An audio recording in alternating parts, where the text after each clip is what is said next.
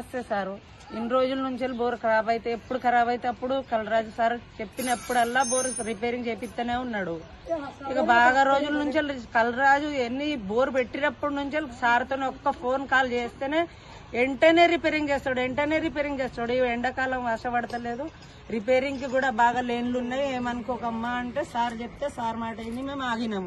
సరే సార్ అని సార్ ముచ్చట ఆగినాం. సార్ చెప్పిండ్రు నేను ఎట్లానే రిపేరింగ్ చేస్తా బిడ్డ, కొన్ని రోజులు ఆగు అంటే సరే ఆగినాం. కానీ ఇప్పుడు చెప్పిన ముచ్చటికి సార్ నెల 2 నెలలు ఆపిండు. కానీ కరెక్ట్ సార్ ముచ్చట అయిని సార్ ప్రకారంగానే కలరాజు సార్ ఎప్పుడు ఫోన్ చేసినా అప్పుడు దయచేసి మాకు గరీబుళ్ళకి అంత సాయం చేసి బోర్ పెట్టించి మళ్ళా రిపేరింగ్ చేసిండు.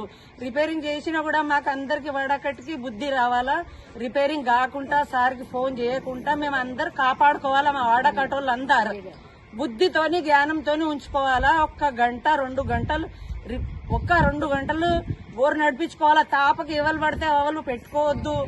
మళ్ళా అవసరం ఉన్నది నేను పట్టుకుంటా నువ్వు పట్టుకుంటా అని లొల్లి పెట్టుకోవద్దు.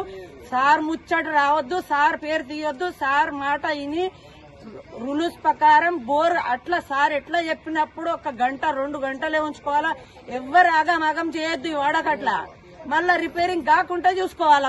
సార్ దయ చేసినట్టు రిపేరింగ్ అయింది. సార్ మొత్తం పెసలు పెట్టి రిపేరింగ్ చేసిండు. సార్ కి ధన్యవాదాలు.